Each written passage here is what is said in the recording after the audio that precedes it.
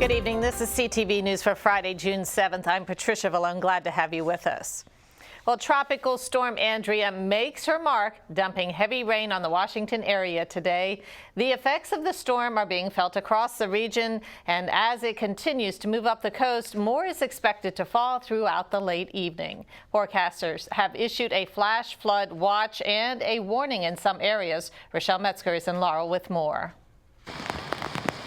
Rain, rain, and more rain, creating messy conditions and snarling traffic across the Washington metro area. If you are in an area and you typically get some floodwaters, this is the type of an event that you're going to more than likely receive some type of flooding. Tropical Storm Andrea is making her way up the eastern seaboard, potentially dumping 2 to 4 inches of water over our area by the time she moves out tomorrow. Our biggest concern with this amount of rain coming down within a relatively short period of time is flash flooding. A flash flood watch is in effect through this evening for Maryland, D.C., and Virginia.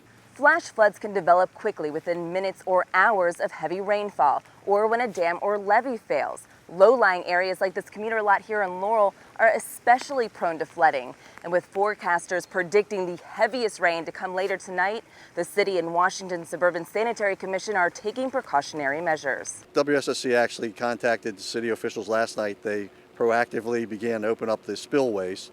And what that does is lower the reservoir, so when the heavy rains do come, it will get back up to the normal stages. It only takes a couple inches of water, swift moving water in a roadway that can move a car, and a couple feet certainly can take a car downstream. Prince George's Fire EMS spokesman Mark Brady urges drivers to heed the warnings. When the weather's bad, emergency crews are frequently called out to rescue stranded drivers. Take another route and avoid driving through any water spots. Bottom line, stay inside if you can. If you go out, pack your patience and be prepared.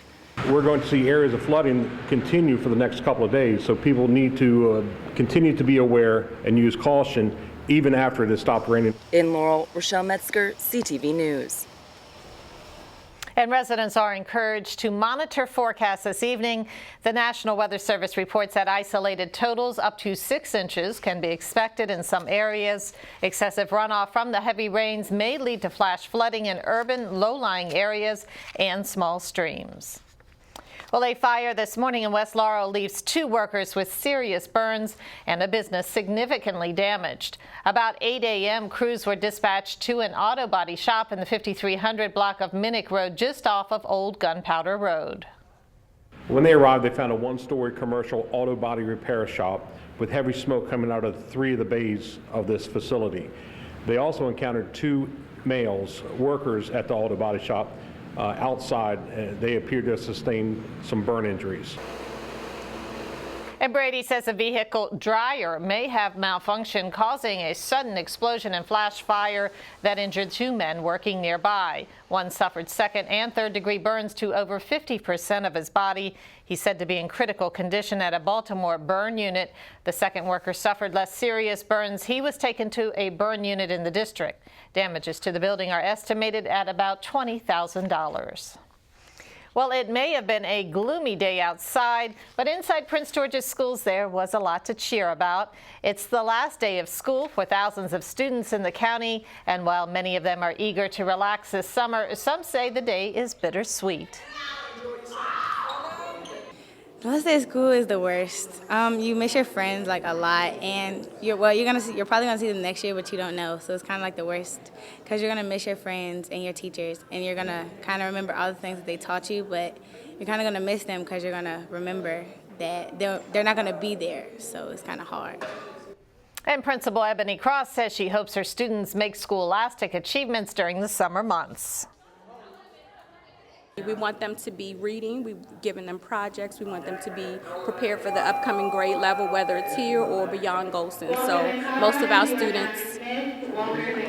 students feed into Fairmont Heights and Central High School. So our hope is that everybody is prepared to be successful beyond Golston Middle School. Thank you so much. And the next school year starts on August 19th.